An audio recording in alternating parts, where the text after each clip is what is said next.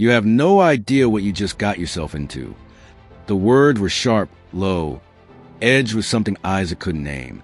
The man standing in front of him, scarred cheek, cigarette burning between his fingers, wasn't here for a car.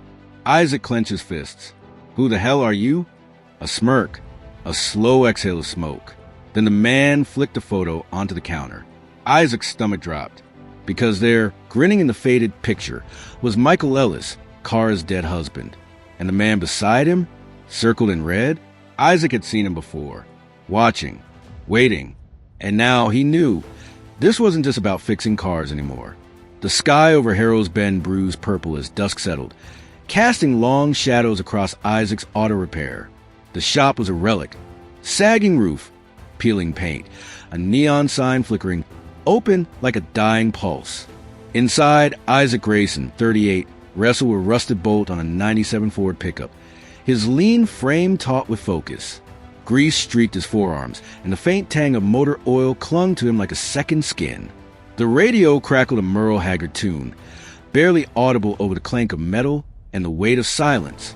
On the counter, a stack of bills loomed, electric, rent, a loan shark's friendly reminder. Isaac ignored them.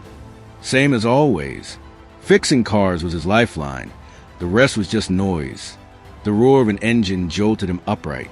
He wiped his brow with a rag and stepped into the lot. Squinting against the last gasp of sunlight, a black Range Rover rolled in, its polished exterior marred by a limp and a cough that sounded terminal.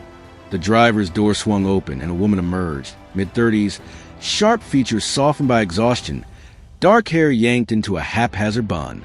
She wore a coat too expensive for this dust-choked town, but her eyes betrayed her. Wide, restless, hunted. A boy, maybe 6, scrambled out after her, clutching her leg, his sneakers kicking up gravel. "Hi. Sorry to barge in," she said, voice fraying at the edges. "It died a mile back. Barely crawled here. It's rattling. Scares me to drive it with him." She nodded at the kid, who peeked at Isaac, half curious, half wary. Popped the hood. Isaac said, "Already moving. Let's see what's up." Her name was Kara Ellis, she told him, and the boy was Liam. She hovered as Isaac poked around the engine, hands steady despite the ache in his shoulders. The rattle gave it away fast. A failing alternator, cooked beyond salvage. He straightened, brushing grime off his palms. Alternator's toast. Batteries not charging. You're lucky you made it this far. Kara's face crumpled for a split second before she caught herself. "Can you fix it? I need to get us home." Isaac eyed the SUV, then her. A job like this could fetch $500. New part labor, a little padding. Enough to shove those bills back into the drawer for another month. But something stopped him. Maybe it was the way Liam clung to her, or the faint tremble in her hands.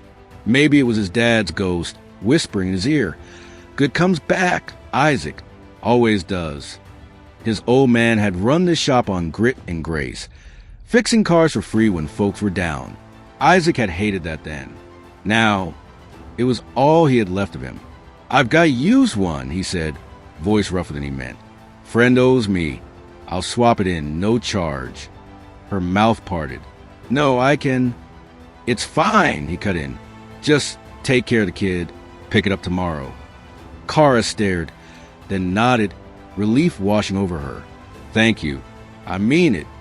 She called a cab, and as it pulled away with her and Liam, her gratitude hung in the air like exhaust fumes. Isaac worked late, the shop's fluorescent buzz his only companion. He scavenged the alternator from a junk sedan out back, a favor from Tommy down at the scrapyard. By 1 a.m., the SUV hummed again, its engine steady. He didn't dwell on it. Just another day, another fix. But as he locked up, a flicker caught his eye. A pickup idling across the road, headlights off. Its driver was a shadow, motionless. Isaac squinted, unease prickling his neck. But the truck rolled away before he could move. He shook it off. Small towns bred weirdos. Morning brought Kara back, alone, her coat swapped for a gray sweater that still looked pricier than anything in Harrow's Bend. She carried 2 coffees and a bag of muffins, sliding one of each across the counter. "Thought you might need fuel." she said, a small smile tugging her lips. He took the coffee, awkward. You didn't have to. I wanted to.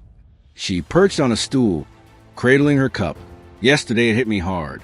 Liam's my anchor. Been a rough stretch lately. Isaac sipped, the bitterness grounding him. Yeah, well, kids will do that. You got any? Nah, just me. He hesitated, then added, lost my dad 5 years back. Heart attack, right here in the shop. Left me this place. Guess I'm still running it for him. Her gaze softened. I get that. My husband, Michael, he died 2 years ago. Car accident. Left me with Liam and his sister, Ellie. Been just us since. Sorry, Isaac muttered, the word feeling inadequate. It's okay. Life, right? She paused and said, I figured you thought I was some broke, single mom yesterday. I'm not. Michael left us well off. Very well off. But money doesn't fix the empty spaces. He didn't know how to respond. So he didn't. They sat, the silence companionable, until she stood. Thanks again, Isaac. You're a rare one. He nodded, watching her go, her words sticking like a burr. For days later, the shop's bell clanged and Kara strode in, this time a man at her side. Tall, slick, suit press sharp. Isaac, meet David, she said. My lawyer. David offered a hand, his grip like steel. Heard good things. Isaac frowned, wiping oil off his palm before shaking. Yeah. Kara stepped closer, her eyes bright with purpose. I've been thinking about what you did. Not many would help a stranger like that. No strings. I want to invest in your shop. He blinked. What? Not charity, she said fast. A partnership. This place would grow. New gear, more staff, bigger jobs. I've got the money. You got the know-how. She slid a check across the counter.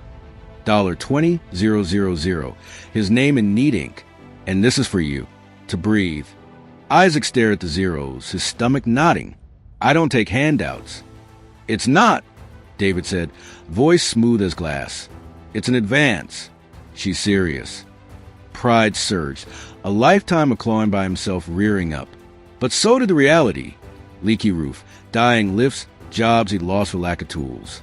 He looked at Kara, her steady gaze, the quiet fire in her, and felt the ground shift. Let me sleep on it, he said. She nodded. Take your time. That night, Isaac paced the shop, the check a live wire in his pocket. At 2 a.m., his phone buzzed, unknown number. Checked the lot. He stepped outside, heart thudding. The Range Rover sat there, keys in the ignition, a note taped to the wheel for the shop. Partnership starts now. See beside it a duffel bag, $10,000 in cash, banded tight. Son of a, he laughed, half exasperated, half awed. But then he saw it again, the pickup parked under a streetlight. This time, its driver leaned out, a burly guy, scarred cheek, lighting a cigarette. Their eyes locked. The truck peeled off, leaving gravel dust and a chill. Next morning, Kara arrived with blueprints and budgets. David laid it out, $150,000 up front. 60 to 40 split favoring Isaac. You're the core, Kara said. I'm the boost. He signed, the pen heavy but sure. Weeks later, the shop transformed. New lifts, a paint booth, 3 hires. Tommy from the yard, a kid named Jess with quick hands, and Marla, a gruff ex-trucker who could rebuild a carburetor blind. Business boomed, bills vanished, and Isaac even slept without the weight of tomorrow crushing him. But the pickup gnawed at him. He'd seen it thrice more. Near his house, trailing Kara's new Audi, parked outside the diner. He kept it to himself, not wanting to spook her. Then the hammer dropped. Locking up one night, a man loomed from the shadows, scarred, hulking, eyes like flint. You Isaac? Yeah. Who are you? Vance. Work for Michael Ellis. You're in deep mechanic. That money she's tossing? It's dirty. Blood on it. And they're watching. Isaac's pulse spiked. Who's they? Vance smirked, tossing a photo at his feet. Michael Ellis, grinning with 2 men, one circled in red. Ask her. Or don't. You're a player now. He melted into the dark. Isaac stormed to Kara's house, a sprawling place on the town's edge, and slapped the photo on her counter. "What the hell is this?" She paled, hands shaking. "I didn't know not everything. Michael ran a logistics firm. I thought it was clean. After he died, I found accounts, offshore stuff, payments.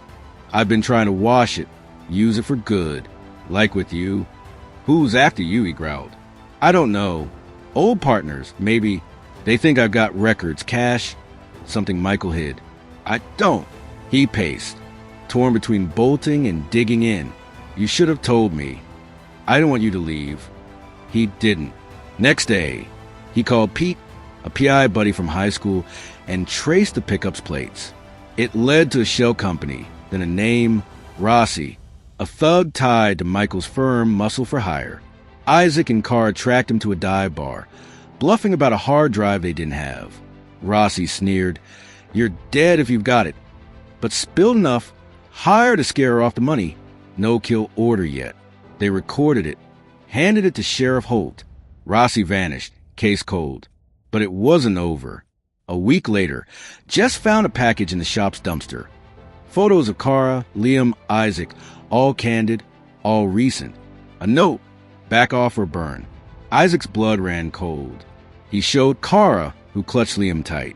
"I thought it was done." "It's not," he said, "but I'm not running." He rigged the shop with cameras, told Tommy and Marla to watch their backs. Pete dug deeper, unearthing a second name, Keller, Michael's silent partner, now in hiding.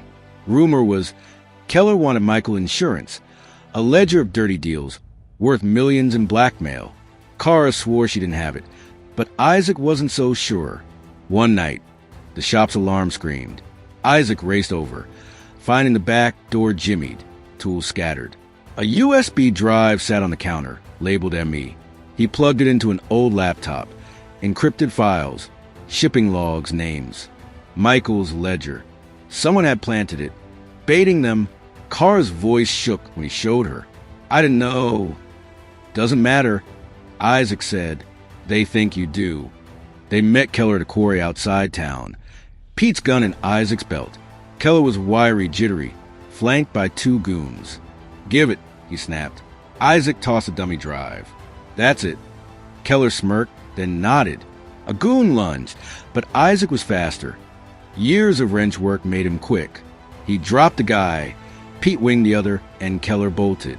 Sheriff Holt's deputies nabbed him an hour later. The real drive safe with Isaac. They cracked it. Enough dirt to bury Keller and his crew for good. Months later, Isaac's auto stood tall, a hub in Harrow's Bend. Kara leaned on a workbench, watching Liam and Ellie chase Jess around the lot. "You saved us," she said, her hand finding his. He squeezed back, grinning. "You saved me first." She laughed, eyes bright. "This isn't the end, you know." "Nope," he said, pulling her close. "Just the start." The shop thrived. Their bond deepened and the shadows faded. Isaac's small act of kindness had sparked a wildfire, one of purpose, trust, and a future neither had dared imagine.